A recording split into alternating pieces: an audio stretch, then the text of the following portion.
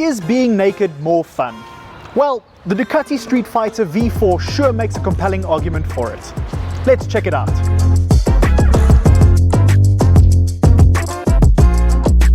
We all know that racing is in Ducati's DNA. They're dominating the racing scene at the moment. But can they tame that energy down and make a bike that we can live with every single day? Is this road friendly? Well, let's find out. Before you even turn the key and start this bad boy up, you notice just how comfortable this bike feels. Super comfortable, in fact. The reach to the bar feels great. It's nice and wide with a very natural feel. Taller riders might notice more pressure on their wrists though, as you are still leant forward. However, your legs aren't folded like crazy, and there's ample room to move around and get comfortable. So, it scores well as far as the rider triangle is concerned. The bike has a narrow front and a fat rear that pitches you forward slightly, and with nothing in front of you except road, you get almost a supermoto vibe from the Streetfighter. You will notice the heat from the beast, however. She runs very, very hot. More so on the right, but that's due to the nuclear reactor of an engine. But more on that later. In terms of wind protection, there is nothing. Zero zip nada. Your only option is to tuck in and hold on for dear life, especially in sports and race mode. Taller riders might have a tougher time, but there's nothing causing any turbulence, just nice clean air. The switchgear looks complicated, but don't fear. Getting used to it initially takes some time, but you'll get there. The biggest misstep in our opinion is the lack of a menu back or return button to make navigating easier. But with that said, it all feels very well put together, with everything easily accessible, especially the indicators. On the left, we have a bright trigger, hazard lights, daytime running light selector, engine mode and setup buttons, trip info toggle, indicators, and a horn. And on the right, heated grip button, kill switch slider, starter, and launch control button. At first glance, the dash looks cluttered, but most of the important things such as speed, tack, and gear indicator are immediately visible, and honestly, while you're riding, that's all you need. There's not too much glare, but does show up from time to time. It switches between light and dark mode pretty quickly, so you always know what's going on regardless of lighting conditions. There are two different info modes to choose from, between road and track, with the only difference being that track adds a lap timer. Other than that, there's a lot of info on display here, including engine temp, time, speed readout, engine mode, tack, gear position indicator, trip info, a quick view of the current electronic rider aid setup. Oh, and don't bother searching for it, there's no fuel gauge. In terms of tech, there's tons, and they work a treat. An up and down quick shifter, lean sensing ABS, engine characteristics and mapping adjustment, 3 modes, street, sport and race, traction control, wheelie control, slide control, engine brake adjustment, launch control, lap timer, LED headlights and taillights, self-cancelling indicators, and a feature that shuts down the rear cylinder bank when the clutch is fully pulled in to better manage engine heat. This can't be switched off. There's also no cruise control. The pillion seat is tall and perches you up high, allowing passengers to see over the rider. Mounting will be challenging for shorter passengers. The seat itself is relatively plush, but a bit on the small side. The passenger pegs, on the other hand, aren't as high up as you'd expect, and the seated position is comfortable. You also have a little yeehaw strap to hold on to. Nice. The bike has more than enough power to deal with passengers. Just avoid pillioning in reduced power mode. Trust us.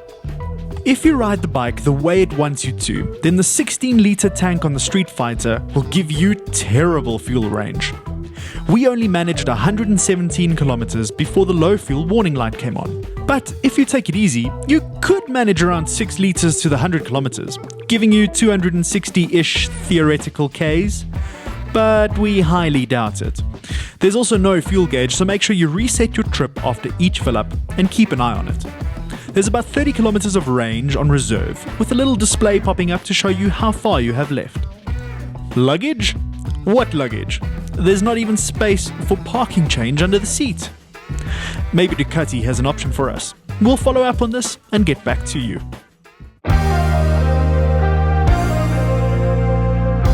Savage, brutal, and relentless pretty much sums it up. It's constantly straining at the leash, begging to be let loose and run amok. Keeping all that in check can get tiring if you're planning on using this as a commuter. That, and it runs really hot in start-stop conditions. The throttle can feel a bit snatchy from time to time, but this can be fixed by selecting the smooth throttle option in the engine setup menu.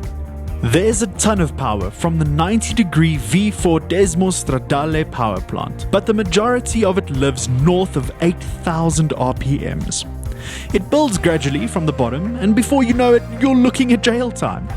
It's not super grunty right from the bottom like a big V-twin for example, but the upper mid-range and top end is superb. There's a very aggressive sound from the stock underbody exhaust. We very much approve. On startup and at low revs, it's not too intrusive, making it great for the times when you need to be sneaky. But enough talk. Here, take a listen.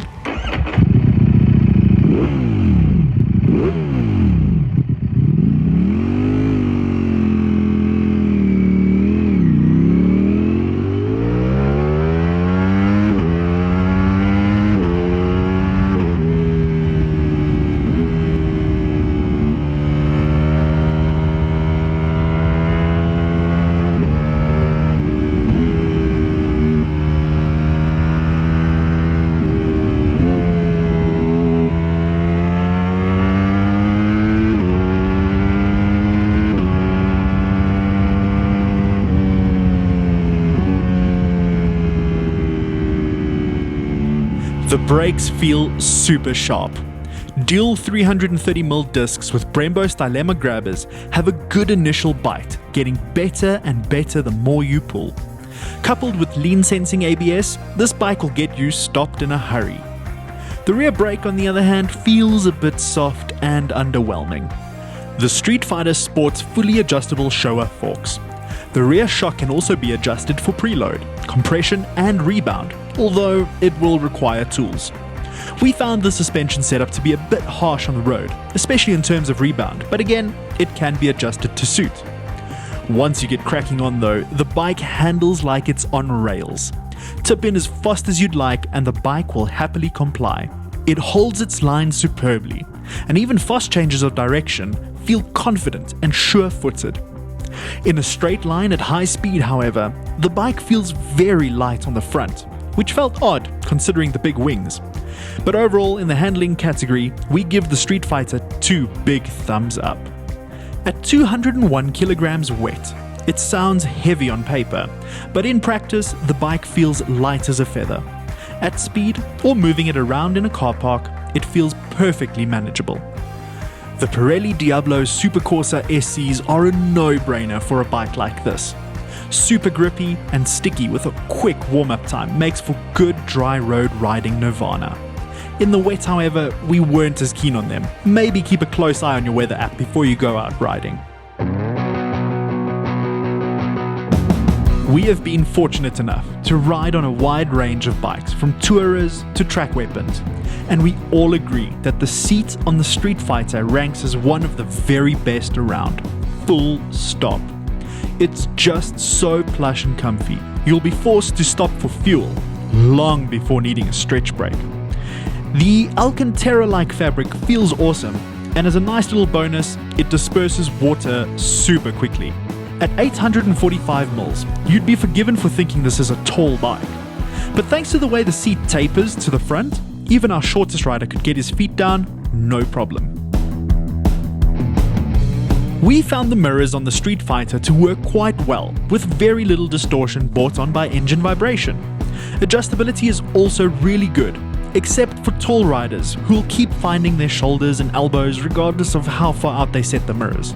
The hydraulic clutch is adjustable, but regardless of how we set it, it always felt weird with the engagement point at an unnatural position. It takes a bit of getting used to. It's not very heavy, so you'd manage just fine in traffic. The cylinders disengage and re-engage based on the clutch. Although never being an actual problem, it always feels weird and sounds weird, making pull-offs and slow speed maneuvering awkward and something to get used to. The gearbox can be described in one word: fantastic. The quick shifter is smooth going up and down, no matter which gear you're in. There's also a great feel from the lever when selecting a gear. One thing we did notice is when shifting up, give more gas instead of holding a steady throttle for best results. Also, make sure you commit to the shift, else it doesn't engage. While the engine is running, it is tough to find neutral, but switched off, it's very easy. We're happy to report we had 0 false neutrals on the road, even with clumsy shifting. The turning circle isn't terrible by any means, but we were expecting better from these wide flat bars. The aforementioned clutch shenanigans also makes it tricky to commit to a tight turn with confidence, meaning more 3-point turns than you'd like. We found parking the bike very easy, and the same goes for backing it up. Even shorter riders should have no problems with the Streetfighter. The lighting setup on this bike is excellent. The daytime running lights work great in terms of making you visible to other road users, and the same goes for the bright brake lights. The actual look of the headlights might split opinions, but we like it. The kickstand works great. It doesn't lean over a crazy amount, and once it's down, it feels very sturdy and planted. Extending it is a bit tricky as the little nub is small and tough to find initially, but after some practice, you'll get more comfortable with where it is. Is it beginner friendly? Well, no. Unless you have crazy cash to burn and very good life insurance. Is this the bike to have if you could only have one? No. This is definitely an occasion bike, especially when you take the fuel usage into account. Sprinting everywhere you go will get tiring if you're just trying to commute. Competition to the Streetfighter V4 will come from the following bikes.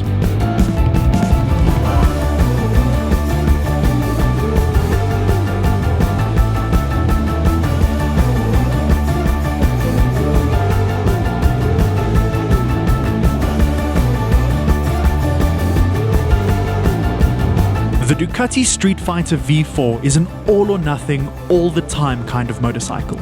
You can't restrain it because it doesn't want to be restrained. Use it as an everyday, around-town sort of bike, and you might not like it as much. Get this bike on the right road in the right conditions, and we bet you'd struggle to find anything better. This bike is an absolute rocket ship with a licensed disc. It's a small bike with a huge attitude. It's everything Ducati is supposed to be, and a real head turner at that. We'd highly recommend you experience this bike at least once. As always, thanks for watching.